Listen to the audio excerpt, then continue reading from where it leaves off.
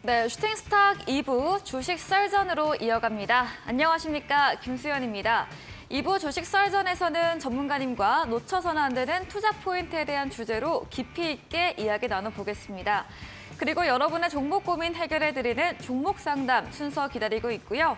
마지막으로 전략주 AS와 새로운 전략주 준비되어 있습니다. 먼저 종목 상담 참여할 수 있는 방법 알려드립니다. 문자 샵 3772번으로 오늘 함께하실 전문가 단타장인 적어서 보내시면 저희가 답장으로 입장 가능한 채팅방의 링크를 보내드리고 있습니다. 또 포털 검색창에 슈팅스타 검색하시고요. 사이트 들어오시면 종목 상담 코너가 있습니다. 종목의 이름, 매수하신 가격, 비중 올려주시면 방송 시간을 통해서 종목 고민도 해결해 드리겠습니다. 네, 그럼 오늘 주식 썰전 함께할 전문가를 소개합니다.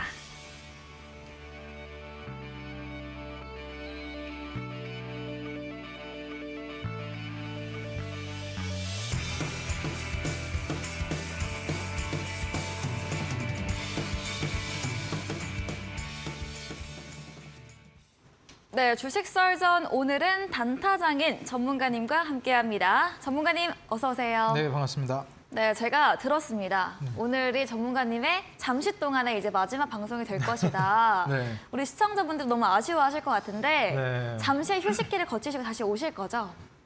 이게 또 뭐라 해야 될까요? 네. 박수 칠 때 떠나야 된다고. 그러니까요. 요새 제가 이제 방송에 나와가지고 네, 지난주 철강주. 그렇죠. 이 네. 종목들 얘기하는 종목마다 그러니까. 다 가더라고요. 네. 그래서 너무 이제 잘 맞다 보니까 이게 사람이 너무 잘 맞으면 의심을 좀 해봐야 되거든요. 또 기대가 너무 높아지고. 네, 그렇죠. 그래서 이제 항상 이제 좀 너무 잘 맞을 때는 네. 좀 쉬어줘야 한다. 네. 네, 그리고 다시 이제 또 이제 심기일전하고 와야 네. 또 잘 맞습니다. 알겠습니다. 그럼 오늘 심기일전 전 마지막 방송인 만큼 그렇죠. 조금 더 알차고 꽉 찬 내용으로 해보도록 하겠습니다. 네, 그럼 오늘 썰전 주제 확인해보고 오겠습니다. 네, 첫 번째 썰전 주제입니다. 오늘 진행된 한국은행 금융통화위원회에서 기준금리를 3.5%로 동결했습니다. 기준금리 동결은 재작년 8월 이후로 1년 반 만의 일인데요. 우리 경제가 지난해 4분기부터 마이너스로 돌아서며 올해 1분기까지도 역성장이 이어질 것이라는 전망이 나오고 있다고 합니다. 이에 대한 주제로 이야기 나눠봅니다. 두 번째 썰전 주제입니다. 네, 시멘트 업계는 통상적으로 비수기인 2월에는 성수기인 3월을 대비해서 재고를 쌓는 게 정상이라고 하는데요. 하지만 현재 일부 시멘트 업체들이 이 생산량보다 주문량이 많은 제한 출하를 겪고 있는 상황이라고 합니다. 이에 대해서도 이야기 들어보겠습니다. 네, 썰전 주제 확인해 보고 왔습니다. 오늘 오전에 진행됐던 한국은행 금융통화위원회 네. 어떤 이야기 해주실까요? 일단 이 주제만 놓고 이제 간단히 보자면은 네. 사실 이제 기준금리를 안 올렸어요. 네, 이번에. 네, 그 미국은 계속 올리겠다라는 기조를 내비쳤고 네. 지난 새벽 바로 이제 어제 새벽 네. 오늘 새벽이죠. 네, 심지어 더 올리겠다는. 네, 네. 그래서 뭐 원래 5% 초반까지는 올린다고 했는데 5% 중반 뭐 어디서는 네. 또 뭐 6%까지도 본다 이런 얘기도 맞아요. 나오더라고요. 그래서 이제 미국의 이런 공격적인 기준금리 인상 행보를 그 염두에 뒀는데도 불구하고 네. 금리를 이제 동결한 거죠. 네. 그래서 이게 사실 지금 뭐 채권 시장도 그렇고 전반적으로 따져봤을 때 우리나라의 이제 기초 체력이 지금 기준금리를 더 올리기에는 좀 무리가 있다. 그래서 한 번 정도는 최소한 좀 쉬어가줘야 될 것 같다라는 판단을 내린 것 같습니다. 지금 미국의 저런 기조를 확인했는데도 불구하고 이제 기준금리를 동결했다라는 거는 여기서 3.5% 이상으로 기준금리를 동결하는 데에는 이제 시장에 무리가 나오기 시작하고 말 그대로 이제 뭐라고 해야 될까요? 조금씩 이제 문제가 생길 수 있다. 이 문제라는 게 확산되면 뭐죠? 그렇죠. 금융 위기로 가는 겁니다. 그래서 그 금융 위기로 갈지도 모르는 그러한 이제 문제들이 나올 것이라고 보기 때문에 지금 3.5% 이상으로 못 올리는 거거든요. 네.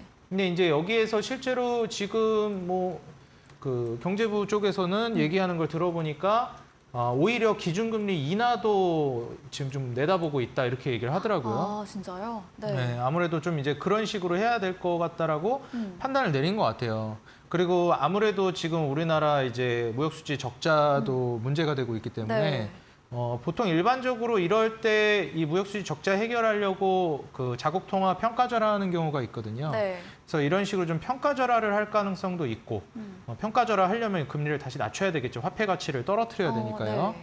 그래서 그런 부분들을 우리가 좀 예상을 해볼 수가 있겠고 저는 이제 앞으로 우리나라뿐만 아니라 미국을 비롯한 이 전 세계의 이제 글로벌 흐름이 네. 인플레이션이라는 굉장히 중요한 사건을 지나가고 있는 상황이라고 보고 있어요. 네. 그럼 이제 앞으로 어떻게 될 것이냐가 중요하잖아요. 그렇죠. 근데 이제 우리가 지금 바이든이 어떤 부분을 지지하고 있는지 네. 그리고 더불어서 이 정치적으로도 그렇고 더 나아가서 이제 방향성을 어떻게 보는지를 봐야 하는데 일단 지금 미국의 바이든 대통령 같은 경우에는 케인즈학파의 논리를 좀 지지하는 편입니다. 사실 여기에 좀 문제가 많았다라고 얘기가 나오고 있는 편인데 네. 케인즈학파의 얘기가 결국엔 이제 인플레이션으로 실업률을 잡겠다라는 거거든요. 네. 그래서 뭐 케인즈학파 이론에서 조금 더 발전된 게 이제 필립스 곡선 같은 이런 네. 건데 좀 어렵네요. 네, 이게 뭐 간단합니다. 네. 이제 인플레이션 물가 올리면 실업률이 줄어든다는 거예요. 네. 그럼 물가를 올리면 왜 실업률이 줄어들 것 같으세요? 물가가 올라가면 언젠가 마지막으로 고용 임금도 올라가기 때문에 아닙니다. 오히려 아니에요? 반대입니다. 아, 반대예요? 네, 왜냐면 마지막으로는 임금도 올라가지 않나요? 그렇죠. 네. 그렇기 때문에 필립스 곡선이 잘못됐다라고 비판한 사람들이 아. 노벨 경제학상을 받았습니다. 그래서 네. 이 그 케인즈의 이론이 나오게 된 계기가 네. 경제대공황 때문이었어요. 근데 이 경제대공황이 나온 배경을 얘기하기 전에 이 필립스 곡선에 대해서 그 근거를 얘기해 보자면 네. 왜 물가를 올려서 인플레이션을 발생시키면 고용이 늘어날까? 네. 이거를 이제 그 근거를 들여다보면 물가를 올린다라고 하면 네. 말 그대로 판매 유동성을, 가격들이 네. 올라가는 거잖아요. 네. 유동성도 마찬가지고. 그러면은 그 판매가가 올라가기 때문에 기업 실적들이 올라갑니다. 아. 그럼 실적이 올라가기 때문에 네. 사람을 더 뽑을 수가 있어요. 그쵸, 기업이 고용을. 또 허각이니까. 네. 기업이 돈을 많이 벌었잖아요. 그쵸. 그럼 이제 거기에서 사람을 더 많이 뽑으니까 실업률이 줄어들어요. 네. 그리고 아무래도 기업이라는 거는 현금도 현금이지만 말 그대로 투자. 그렇죠. 투자를 하고 뭐 유가증권이라든지 네. 그런 가치들이 올라가게 됩니다. 아니면 부동산을 가지고 있을 수도 있고요. 네. 그렇기 때문에 사실 현금을 그 기업 가치에서 현금이 차지하는 비중이 일반적인 기업이라면 그렇게 높진 않단 말이죠. 네. 근데 이 물가가 올라간다는 건 현금 가치가 떨어지고 그럼 이제 기업 가치들이 많이 올라가는 시기예요. 그래서 이제 기업이 돈을 많이 버니 사람도 많이 뽑는다는 건데 근데 여기서 중요한 건 뭐냐면 그렇게 해서 실업률이 줄어들지만 실제로는 어떤가요? 실업률이 줄어들지만 실제로는 네, 일하고 있는 사람들은 네. 어떨까요? 물가는 올라갔지만 네. 우리 항상 작년에도 그렇고 재작년에도 그렇고 계속 했던 얘기 있잖아요. 네, 내 월급만 안 올라간다. 그렇죠. 내 월급 빼고 다 올라간다 그러잖아요. 네. 그 왜 그러냐면 월급은 가장 마지막에 올라가는 속성이 있습니다. 네. 물가보다 늦게 올라가요. 네. 왜냐하면 사람들은 그걸 알아채고 나서 이제 파업을 하고 임금 인상을 요구하거든요. 맞아요.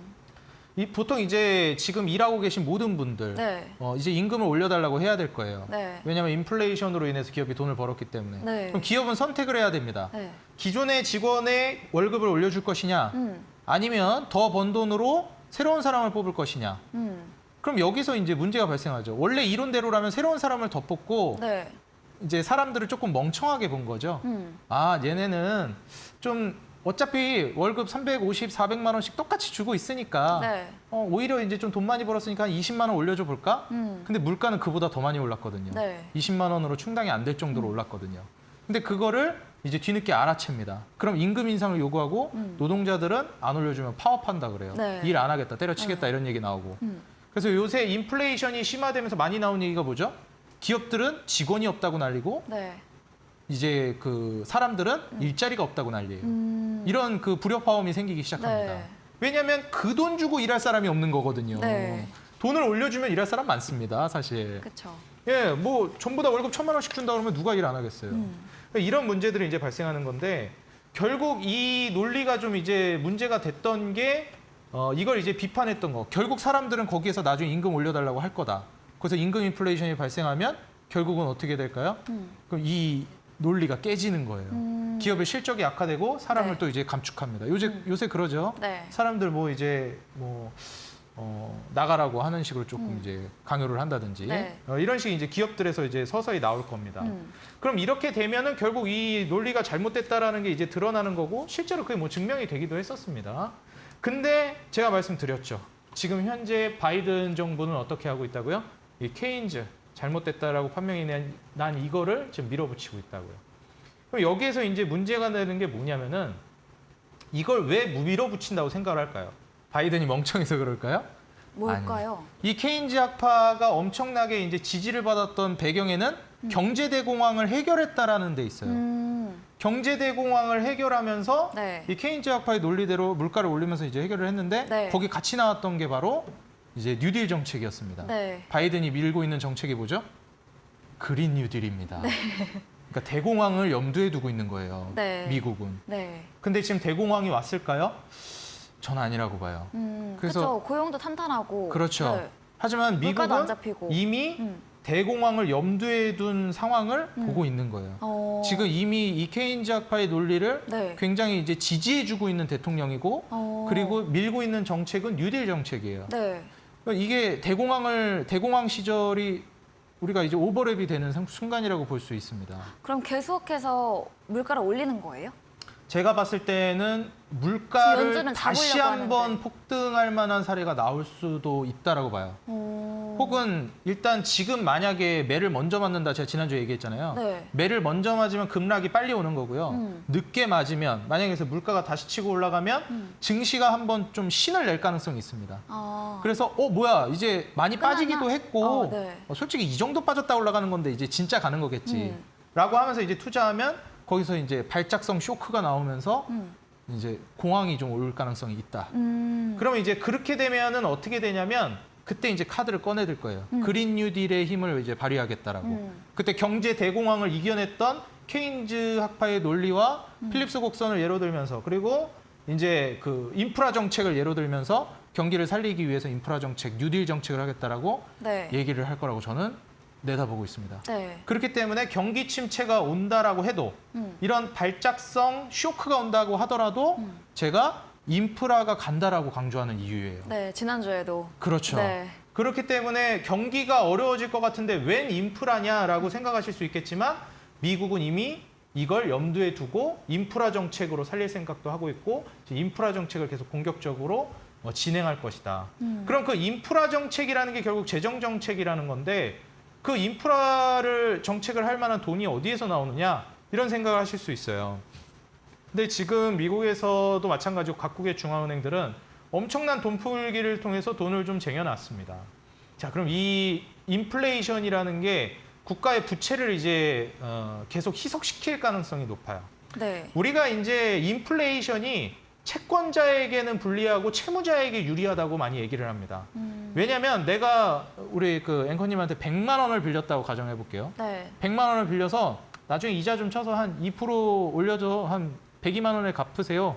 하고 저한테 빌려주셨어요. 네. 근데 제가 100만 원 가지고 예를 들어서 물론 그럴 수는 없겠지만 뭐 예를 들어서 집을 샀어요. 100만 원은 못 사지만 네. 다시 예를 바꿔 1억으로 해볼게요. 네. 1억을 빌렸어요. 네. 그러면 한 1억 500만 원으로 500만 원 붙여서 주세요. 5% 이자 쳐서 네. 했는데 제가 1억으로 집 샀는데 한 2억 됐어요. 음. 실제로 그런 경우 있죠. 그렇죠. 네, 그러면은 이제 돈을 빌려준 입장에선 네. 손해입니다. 네. 이자를 받았어도. 네, 그렇죠. 그렇죠. 그렇기 때문에 이렇게 부채가 계속 희석이 돼요. 말 그대로 지금 저한테 빌려주셨을 때 1억하고 물가가 올라간 다음에 1억은 다르거든요. 오히려 이때 1억이 제가 나중에 돌려드리는 1억 500보다 더 가치 있을 수 있어요. 그렇죠. 그렇기 때문에 이런 부분으로 인해서 국가는 부채를 희석시킵니다. 물가가 올라가면 부채가 계속 희석되는 거거든요. 네. 그러면 이렇게 되면 누가 피해를 보냐? 현금을 가지고 있던 일반 소시민들이 피해를 보게 되는데 네. 그 돈이 이제 다 국가에 쌓이게 된다라고 보시면 돼요. 우리가 일반적으로 세금을 많이 걷겠다라고 하면 반발이 네. 심하죠. 네. 인플레이션은 합법적으로 국민들이 반발을 최대한 줄이면서 안 그런 척하면서 세금을 걷는 또 하나의 방법입니다. 네. 그래서 인플레이션이라고 부르지 않고 또 하나의 세금을 걷는 수단이라고도 많이 얘기해요. 그렇기 때문에 인플레이션이 한번 이렇게 진행이 됐다라는 건 국가는 이제 엄청난 이제 세금을 한번 걷어들이는 효과가 나옵니다.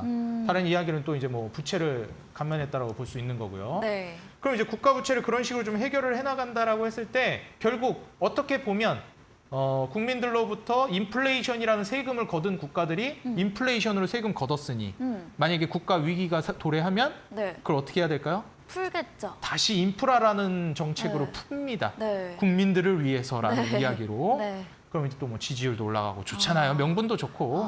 네. 네. 이런 이제 메커니즘으로 돌아가기 때문에 제가 봤을 때는 물론 안 올 수도 있어요. 위기라는 게. 하지만 염두에 두고 있다라는 게 너무 보인다라는 거죠. 제가 보기에는.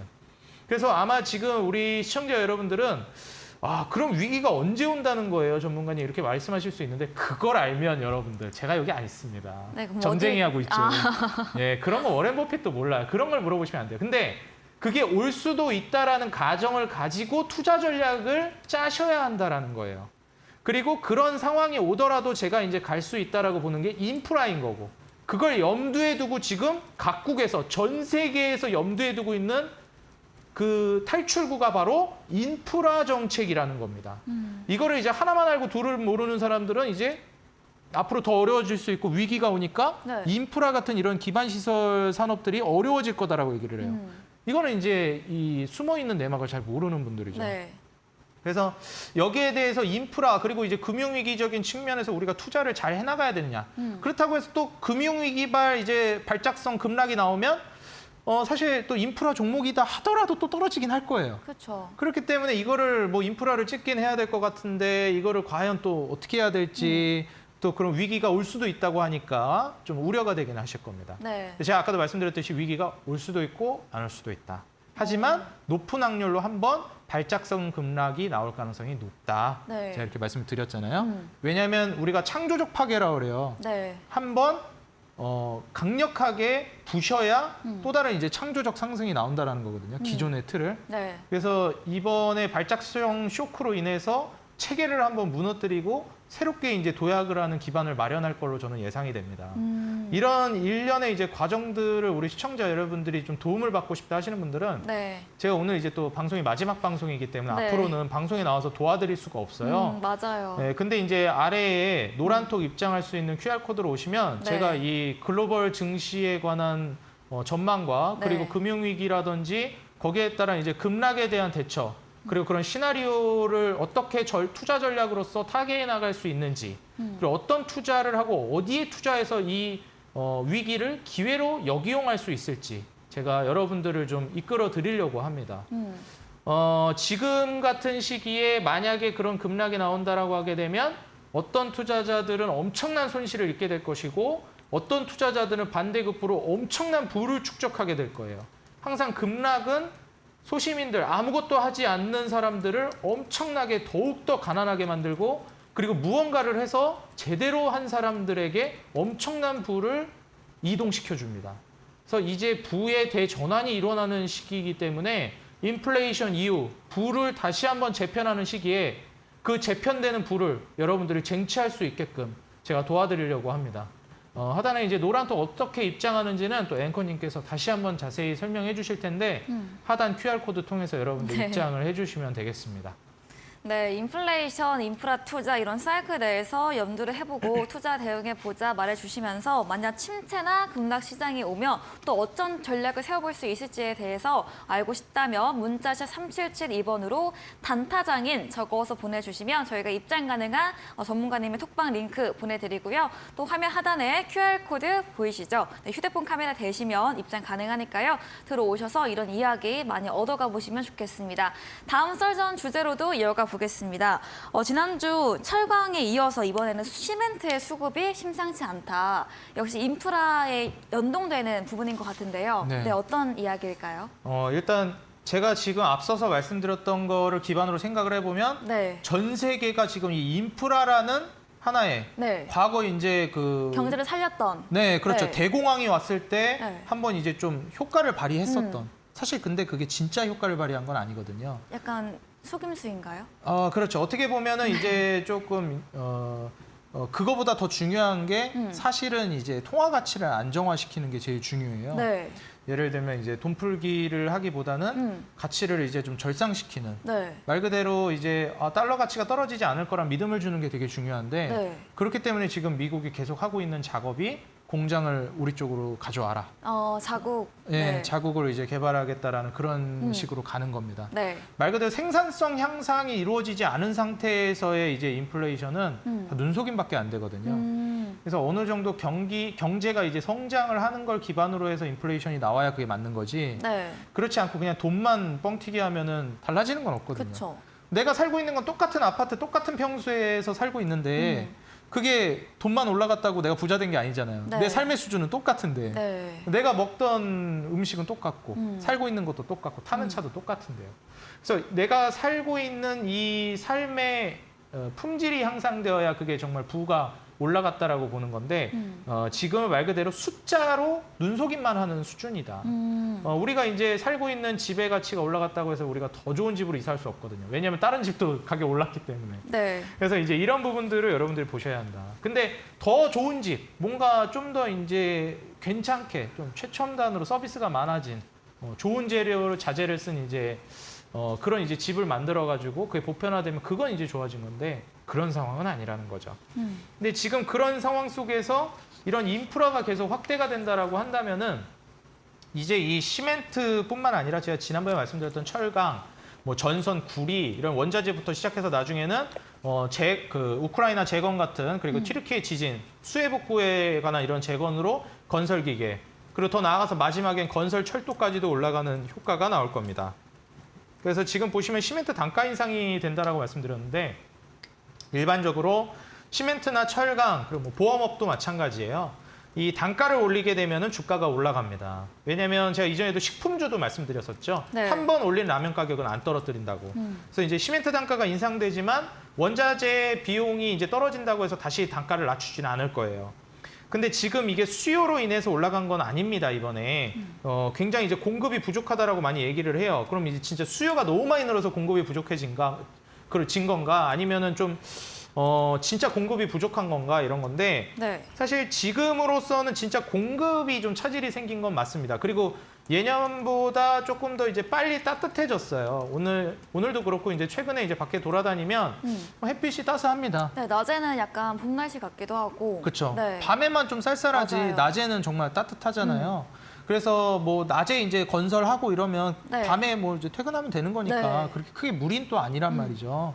그래서 뭐 우리나라뿐만 아니라 글로벌적으로 이렇게 되면은 이제 건설이 좀 더 앞당겨질 수 있어요. 예견되었던. 네, 그런 성수기 시기가. 그렇죠. 네. 우리가 일반적으로 이제 날씨가 추워지면 농사도 좀 이제 비수기고. 네. 그리고 이제 비수기라고 하는 게 맞나요? 그 쉬는 농업 네. 쉰다고 하는 거 뭐라 하는지 제가 용어는 잘 모르겠는데 농사 좀 쉬잖아요. 네. 그리고 이제 건설 현장도 날씨가 너무 추우면 좀 이제 비수기인데 날씨가 다시 따뜻해지면 농사도 많이 짓고 그래서 최근에 농업 관련주도 좀 올랐죠. 물론 네. 이제 그 이유 때문이 아니라 전쟁 얘기 때문에 더 그런 거긴 하지만 그래서 이제 농기계 관련된 종목들도 이제 성수기에 접어들기 때문에 농기계도 제가 팁을 드리자면 이제 수익이 날 만한 시기가 왔어요.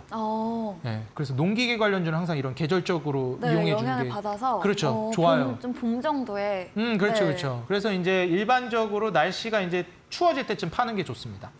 네, 겨울에 오기 전에. 네, 그래서 이제 아니면 반대급부로 저가 매수를 한다 그러면 이제 겨울에 사서 봄에. 네, 이제 봄, 여름 이제 날씨 좀 한창 더울 때 파는 게 이제 네, 괜찮죠. 그러네요. 네, 그런 식으로 보시면 되고 가을쯤 추수할 때 팔면 딱 좋을 것 같아요. 네.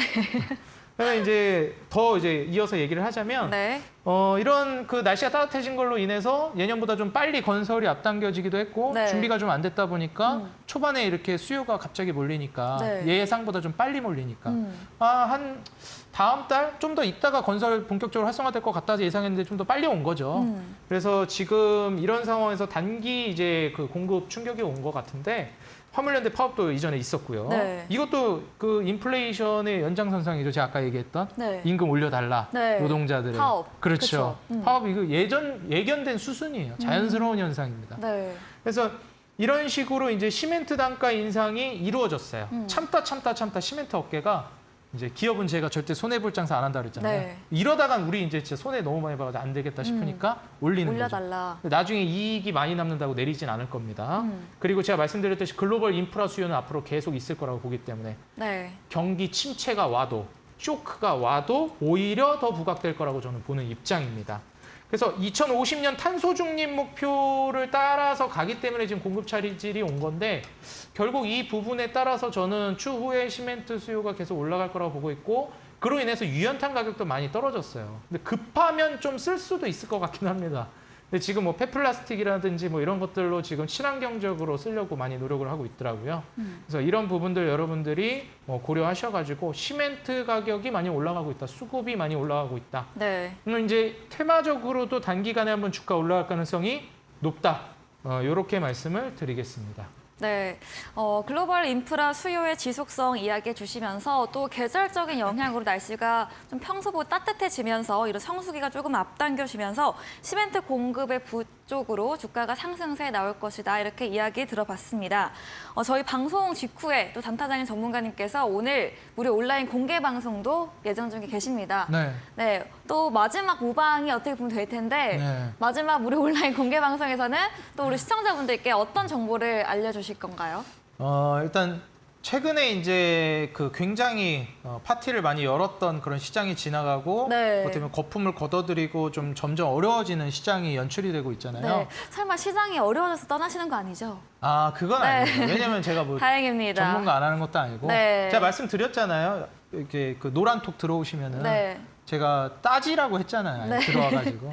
그러니까 네. 여러분들 지금 노란톡을 또 제가 계속 운영하고 있고 네. 몇 년 동안 계속하고 있는 노란톡이에요. 그럼요, 우리 전문가님. 네, 그래서 여러분들 오셔가지고 네. 계속 도움을 받으시면 돼요. 방송만 보지 마시고. 네. 제가 장중에도 계속 잡아드리니까. 음. 너무 우려하지 말고 아유 전문가님 뭐 장 떠난다고 도망가시는 거요? 어디 안 도망갑니다. 네. 여러분, 노란톡 오셔서 저한테 계속 네. 어떻게 하냐고 방법을 이제 물어보시면 되고 네. 오늘 또 마지막 공개 방송이기 때문에 공개 방송에서는 좀 간략하게 시간이 그렇게 뭐 무한정 있는 건 아니니까 네, 1시간가량 하시죠. 그렇죠. 그래서 이제 앞으로 금융위기가 혹시라도 도래한다라고 해도 돈을 벌 수 있는 오히려 더 큰 기회로 삼을 수 있는 네. 투자 전략 시나리오를 말씀드리려고 해요.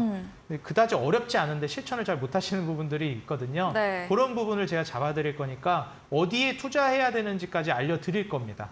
그러니까 오늘 공개 방송은 또 마지막이니까 많이 참여하시고 그리고 노란톡은 방송이 끝나도 계속 앞으로 뭐 여러분들 계속 잡아드릴 거니까 네. 여러분 노란톡은 꼭 들어오시라 말씀드리겠습니다. 네, 시장에 경제 위기가 도래하더라도 수익 낼 수 있는 방법, 투자 방법에 대한 주제로 이야기해 주신다고 합니다. 포털 검색창에 슈팅스타 검색하시고요. 사이트 들어오시면 단타장인 전문가님 사진 바로 아래 방송 입장 가능한 버튼이 있습니다. 클릭하시고 9시부터 참여해 보시면 좋겠습니다. 저희 방송 후반부에는 전략주에 대한 힌트를 알려드리고 있습니다. 힌트 듣고 정답을 안다 하시는 분들도 9시 무료 온라인 공개 방송에 들어오셔서 채팅창에 정답 올려주시면 추첨 통해서 커피 교환권 보내드리겠습니다. 저희는 포트폴리오 AS 시간으로 돌아오겠습니다.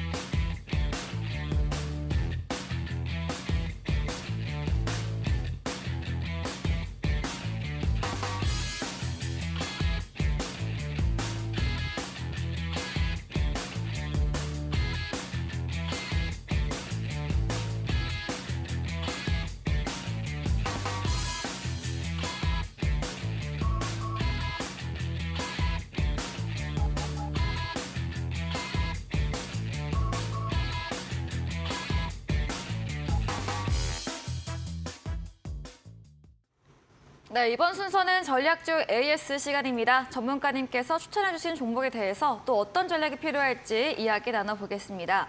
첫 번째 종목입니다. 1월 20일에 매수했던 로보티즈 로봇 관련주인데요. 어제부터 로봇 관련주 시세가 좋더니 오늘도 장중에 8% 가까이 상승을 했고요. 종가도 5% 상승 마감을 했습니다. 로봇 관련주 이렇게 먼저 약간 워밍업 느낌으로 하고 이제 네. 뒤이어 철강주도 약간 기대가 되는데 네. 먼저 로봇 관련주 들어보도록 하겠습니다. 네, 좋습니다. 네. 일단 뭐 로봇은 제가 아까도 말씀드렸지만 기업들이 네. 임금. 을 올려달라, 네. 이제 안 그러면 파업하겠다, 네. 막 이런 얘기가 많이 나오잖아요. 그럼 이제 기업은 양자택일을 해야 돼요. 네. 뭐 인원수를 줄이고 기존 사람들 월급을 올려주든지 네. 아니면은 이제 말 그대로 그냥 그걸 무시하고 네. 그냥 계속 이제 많은 사람을 쓸지. 그리고 이런 식으로 인건비가 올라가면 안 되겠다 싶어서 아예 사람을 안 쓰든지. 그러니까요. 그 대체안이 바로 로봇. 여기에 있습니다. 네. 그래서 이제 화면을 보시게 되면 임금 인플레이션이 마지막에 온다라고 제가 말씀을 드렸고 수요 견인 인플레이션 그다음 이제 비용 견인 인플레이션이 발생하는데 처음에 돈을 풀면 수요가 많이 올라가고 그다음 비용도 올라가게 됩니다. 그래서 수요 견인 인플레이션이나 비용 견인 인플레이션은 좀 왔다 갔다 하긴 하는데 수요 인플레이션이 먼저 오는 경우가 좀 많아요. 그래서 수요, 비용, 그다음에 마지막에 임금 인플레이션이 발생합니다. 우리가 매달 이제 연봉 협상을 하진 않거든요. 빨리 해도 1년에 한 번 연봉 협상을 하지 무슨 매달 하는 건 좀 어렵습니다. 그러다 보니 아무리 이제 그런 인플레이션이 발생해도 빨라도 1년이에요. 그래서 그런 부분들을 여러분들이 보시면 되고 그럼 이제 기업들이 이런 식의 임금 상승이면은 못 버티겠다라는 얘기가 나오고 실제로 자영업자분들 사람 쓰기 무섭다 그러죠. 네. 예, 예전에 뭐 편의점 알바를 뭐 400만 원 주고 쓴다 이런 얘기도 나오고. 사장님은 돈도 못 받는데 예, 사장님은 이제 뭐 맞아요. 적잡을지도 모른다 이런 얘기도 나오더라고요. 이 로봇이 커피는 물론이고 이제 치킨에서도 교촌인가 거기서 이거 한다고 말을 하더라고요. 맞아요. 이제 네. 솔직히 로봇이 그러니까, 좀 잘하면 네. 어차피 그냥 정해진 대로 똑똑 네. 놓고 이제 정해진 시간대로 그쵸. 하는데 맛도 일정해지고 음, 굳이 사람 쓸 필요 있겠습니까? 근데 뭔가 우리 이런 사람의 입장에서는 네. 약간 씁쓸한 소식이긴 합니다. 전 어쩔 수 그렇게 없지만. 생각하지는 않아요. 아, 왜냐면 그래요? 또 이제 네. 우리가 더 잘 먹고 잘 살아지려면 음, 이런 과정들이 있어야 된다고 보거든요. 네. 그래서 로봇이 사람을 대체한다고 해서 사람의 일자리를 잃어서 사람이 힘들어진다? 네. 근데 이 기술의 발전을 인류의 힘으로 막겠다 이거는 또 저는 아니라고 보거든요. 자동차가 이제 생산돼 가지고 네. 뭐 인력 거꾼들이 이제 뭐 예를 들어서 오, 그러네요. 막 들어 네. 누워 가지고 이럴 순 없다 네. 이러면 자동차를 우리가 쓰면 안 되는 건 아니잖아요. 그렇죠. 네, 그렇기 때문에 또 어차피 다른 방향에서 또 생산성이 향상이 되고 네. 또 다른 이제 경제 효과가 기대가 되기 때문에 저는 뭐 미래로 나아가는 길이라고 생각합니다. 그래서 지금 현재 이 로봇으로 가는 흐름은 계속 이어질 것으로 보고 있고 이 임금 인플레이션을 고려해서 CES 2023에서도 로봇이 앞으로 각광받을 것이다라고 전망을 했죠. 그렇기 때문에 로봇주가 저는 뭐 금융위기가 온다 하더라도 우리가 꾸준히 투자해 볼 만한 대표적인 섹터라고 본 겁니다. 그래서 지금 요새 장 어렵다 해도 어때요? 제가 이때 이제 로봇주 추천을 드렸죠. 그리고 나서 여기 이제 매수가 가능했습니다. 그래서 여기서 이제 여러분들이 로보티즈를 매수를 하셨다면 네, 그대로 이제 다음 날부터 급등. 네. 그래서 한번 바로 이제 급락이 떨어서 큰일 났네라고 생각할 수 있을 때쯤 또 급등. 이런 이제 랠리가 나왔죠. 그리고 이제 끝났나 싶었는데 또 올라가죠. 근데 지금 한 26% 정도까지 수익이 나셨는데 네. 저는 충분히 이제 추가적인 급등이 나올 수 있다라고 보는 입장이고 로보티즈 같은 경우는 정고점 돌파도 충분히 노려볼 수 있다고 보기 때문에 뭐 수익을 내고 계신 분들이라면 뭐 분할 매도를 좀 하시고 잔량으로 이제 추가 급등 노려보는 거 충분히 기대해 볼 수 있겠다 이렇게 말씀을 드리겠습니다.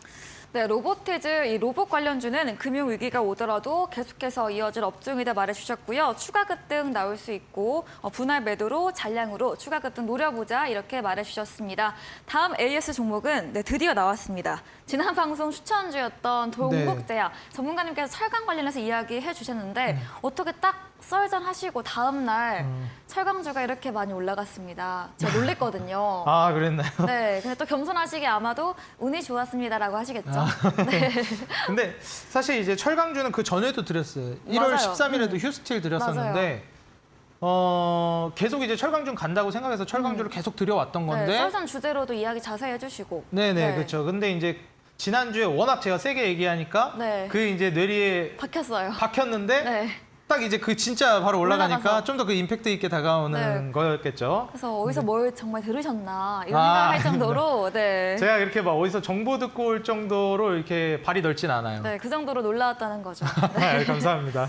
네. 그래서 이제 뭐 동국제강을 보시게 되면 한번 올라갔다가 떨어졌어요. 근데 차트를 보시게 되면 주봉상 차트가 어떻게 돼 있냐면 뭐 딱히 올라갔다고 보기엔 좀 티가 잘 안 납니다. 주봉으로 보니까.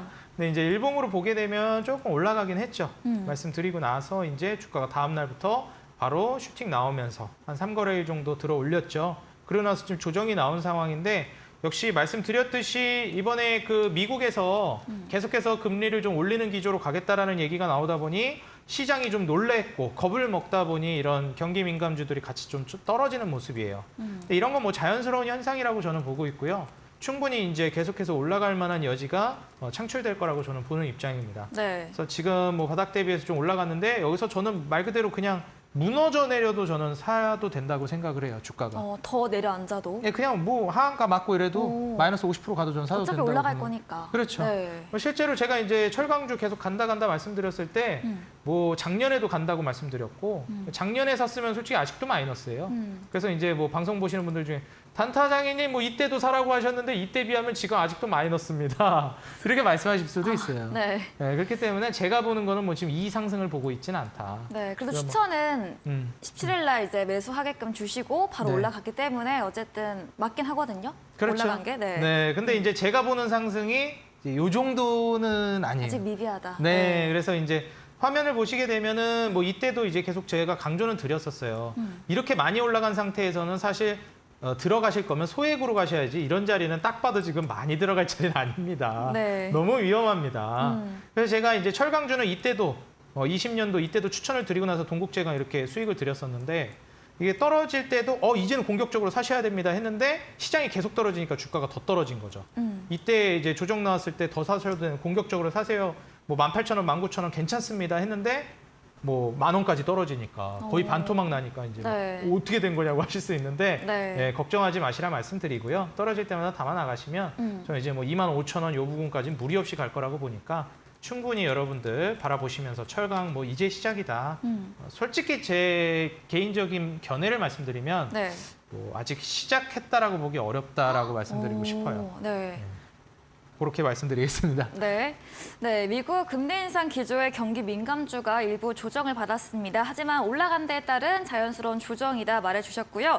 앞으로도 올라갈 여지 충분하다. 철강주 시작도 안 했다 말해주시면서 좀 조정 받을 때마다 담아가 보고 보유하신 분들은 계속해서 홀딩 의견 주셨습니다. 다음 종목은 1월 13일에 매수했던 휴스틸입니다. 이 휴스틸도 역시나 목요일 이후에 금요일 날 장중 10% 상승, 또 6.5% 상승 마감을 했는데요. 어떻게 보실까요? 또 추가 급등 계속해서 노려볼 수 있을까요? 네, 휴스틸은 계속 간다고 생각은 해요. 네. 근데 이제 아무래도 많이 올라가 있는 상태다 보니까 조금 주의는 해야 될 것 같다라고 생각을 합니다. 네. 네, 차트를 보시게 되면 제가 이 자리에서 이제 1월 중순에 추천을 드렸어요. 그래서 여러분들이 이제 이 자리에서 매수를 하시게 됐다라고 하면 휴스틸 같은 경우는 지금 한 36% 정도 네, 수익이 나셨을 거예요. 네. 이렇게 이제 주가가 올라가다 살짝 눌림 주고 다시 여기서 이제 슈팅이 나오면서 급등이 나오기 시작했죠. 그러다가 지금 잠시 누른 상황인데 1차 슈팅 이후에 이제 잠시 누르는 단계라고 보고 있기 때문에 우리 투자자 여러분들 2차, 3차 슈팅 랠리까지 바라보시고 오히려 금융위기라든지 이런 쇼크가 오게 되면 그 이후에 더 큰 랠리로 급등을 가져갈 가능성이 높으니까 이런 부분들 잘 고려하셔가지고 단기적으로도 괜찮지만 조금 이제 시장이 침체되거나 확 주저앉는 상황에서도 탈출구가 될 만한 섹터가 이런 철강주가 될 것이다. 이 부분 염두에 두시면서 투자를 이어가 보시라고 말씀드리겠습니다. 네, 현재 휴스틸은 1차 슈팅 이후에 눌림을 보이고 있습니다. 하지만 2, 3차 상승 랠리 바라보고 계시고요. 또 위기 이후에 더 큰 급등세가 나올 수 있다 말해주셨습니다. 단기적으로도 괜찮고 시장이 어려울 때 좀 해지용으로 탈출구로도 작용될 것이다. 이렇게 정리해 보겠습니다. 다음 종목은 12월 23일에 매수했던 하이루코리아입니다. 조선 관련 종목 좀 눌림 나올 때 지난 방송 때 신규 매수 진입해보자 말해주셨거든요. 하이루코리아는 어떻게 보실까요? 하이로코리안 이제 그 제가 이제 피팅 3사라고 네. 태광, 성광밴드, 하이로코리아를 많이 말씀을 드렸어요. 네. 그래서 이제 우리나라가 이제 조선업에 있어서 이제 그런 지위를 많이 가져왔습니다. 그래서 조선이라는 게 우리가 옛날에는 돈이 많이 되고 우리 대표적인 수출 먹거리였는데 네. 그 지위를 일본이나 중국에게 많이 뺏겼었는데 중국 뭐 요새 미국한테 많이 네. 견제당하고 있고 일본 같은 경우에도 많이 이제 그 지위가 내려앉은 상황이에요. 네. 근데 이제 이번에 중국에 우리나라가 좀 밀렸던 게 중국이 이제 저가 공세를 해서 그런 거거든요. 네. 가성비로 밀어붙이니까. 그래서 그랬던 건데 지금 중국이 많이 타격을 입고 있기도 하고요. 그리고 두 번째로 이제 친환경으로 넘어가면서 IMO라고 국제회사기구가 있는데 요새 탄소 배출 관련해서 민감하잖아요. 네. 친환경 이런 거에.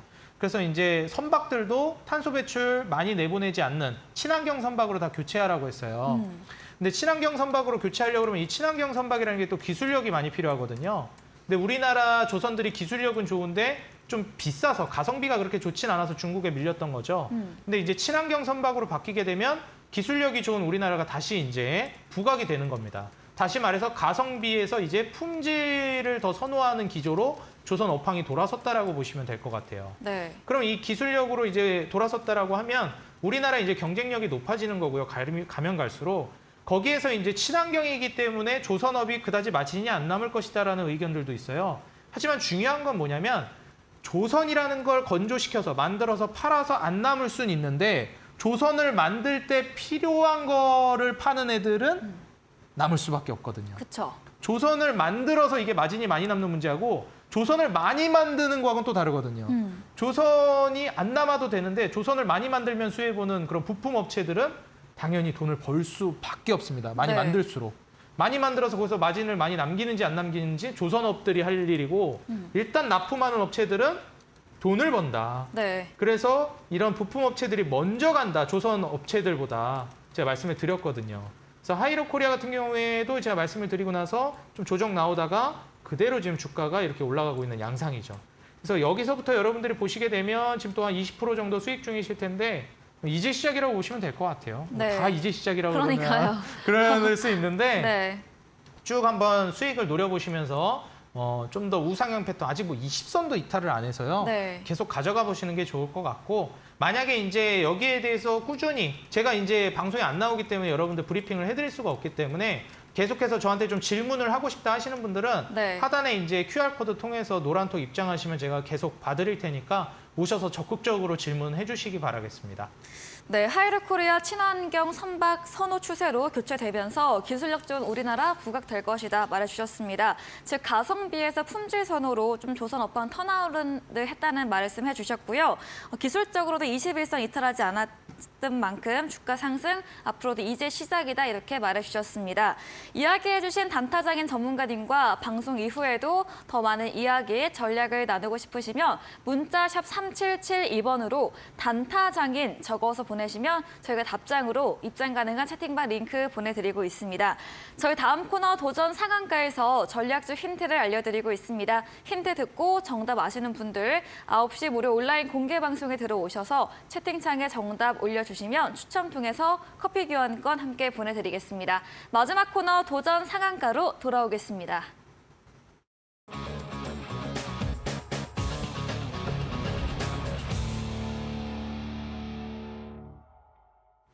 네, 도전 상한가입니다. 새로운 전략주에 대한 힌트를 들어보겠습니다. 더 기대가 되는데요. 네.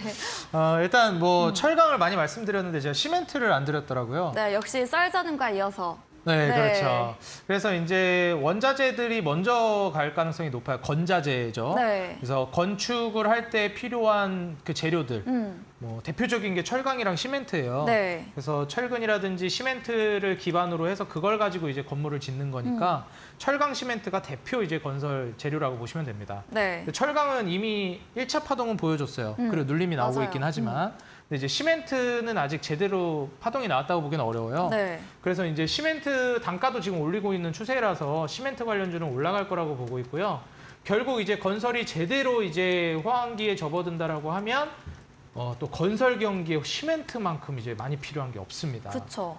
사실 이제 철강이 올라갔던 거는 건설도 있지만 더 중요한 게 중국 영향이 있었어요. 네. 중국이 이제 철강 소비의 거의 절반을 차지하는 국가이기 때문에 네. 중국이 이제 다시 공장 돌린다, 리오프닝 한다 얘기가 나오니까 네. 철강이 바로 반응을 한 거죠. 네. 근데 이제 건설이라든지 이런 것들이 다시 살아난다라고 보면 건설이 살아난다라고 보기보다는 이 건설을 많이 하게 될 거다라고 보는 게 좋을 것 같아요.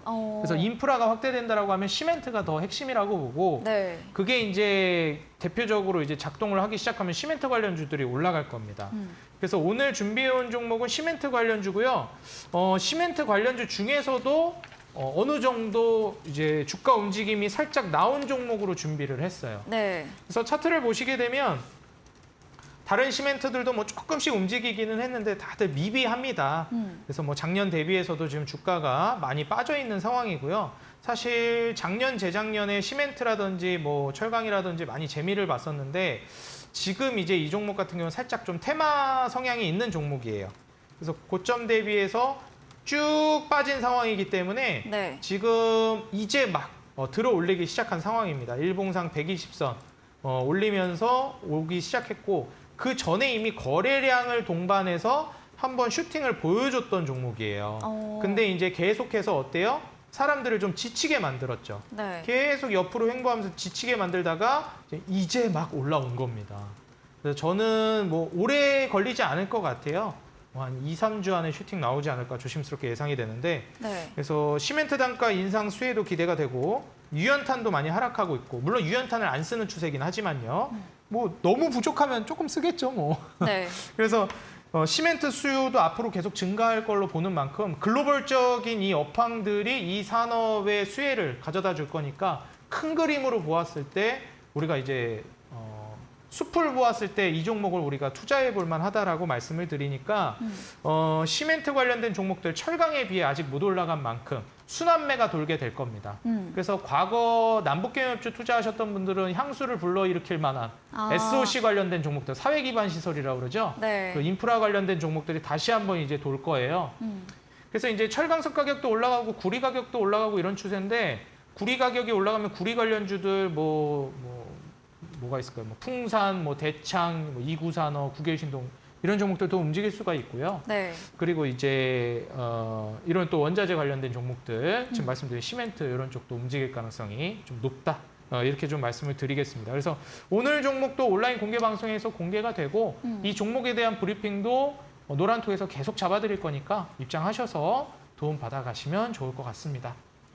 네, 전략적 힌트를 들어봤습니다. 시멘트 관련주입니다. 철강 대비해서 시멘트 업종은 아직 좀 파동이 나오기 전인데요. 시멘트 단가 인상 추세 말해주셨고요. 테마 성향 있는 종목으로 정리해 주셨습니다. 기술적으로도 고점 대비해서 쭉 밀린 구간에서 한번 상승 후에 다시 한번 좀 올라갈 추세 바라보고 있고요. 2, 3주 내에 상승 파동 나올 것이다 이렇게 말해주셨네요.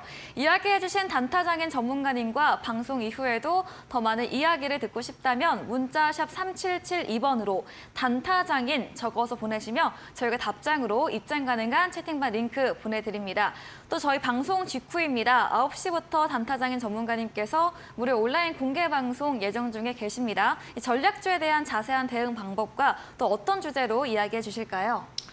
일단 뭐 역시 이제 제가 오늘 방송에서 얘기했던 부분의 연장선상이 될 것 같아요. 네. 우리가 엄청난 인플레이션이 발생한 거거든요. 네. 사실 이제 달러 가치뿐만 아니라 전 세계적으로 화폐 가치가 정말 많이 급락했고 그 이면에서 또 이제 그래서 비트코인이 많이 올라간 것도 있거든요. 네. 화폐 가치가 너무 많이 떨어지다 보면 신뢰를 잃을 것이다. 네. 사실 이 화폐라는 게요.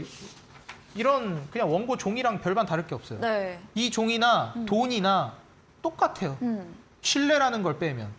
만약에 이 종이를 A4 용지를 이제 앞으로 돈으로 칭하겠다. 네. 국가에서 인정하겠다라고 하면 네. 이게 이제 돈이 되는 겁니다. 그렇죠.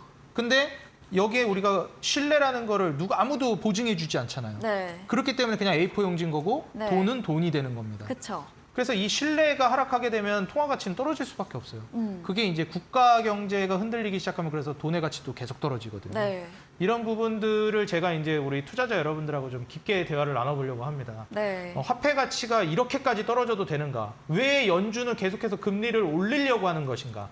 그 이면에 이제 화폐 가치 하락에 대한 중요한 메커니즘이 존재하기 때문에 거기에 대한 여러분들 숨은 의도를 알아야 우리가 앞으로 어떻게 대처할지, 어떻게 내 자산과 돈을 지켜야 할지가 보인다라고 말씀드리고 싶습니다. 온라인 공개 방송에서 여기에 관한 얘기 진행할 테니까요. 네. 많이 참여하셔서 도움받아 가시기 바라겠습니다. 네, 포털 검색창에 슈팅스타 검색하시고요. 사이트에 들어오시면 단타장인 전문가님 사진 바로 아래 방송 입장 가능한 버튼이 있습니다. 클릭하시고 9시부터 무료 온라인 공개 방송 참여해 보시기 바랍니다. 그럼 오늘 저희가 준비한 내용은 여기까지입니다. 본 방송에서 제공해드린 정보는 투자 판단에 대한 조언일 뿐이라는 점 유의해 주시기 바랍니다. 오늘도 끝까지 함께해 주신 여러분 진심으로 고맙습니다.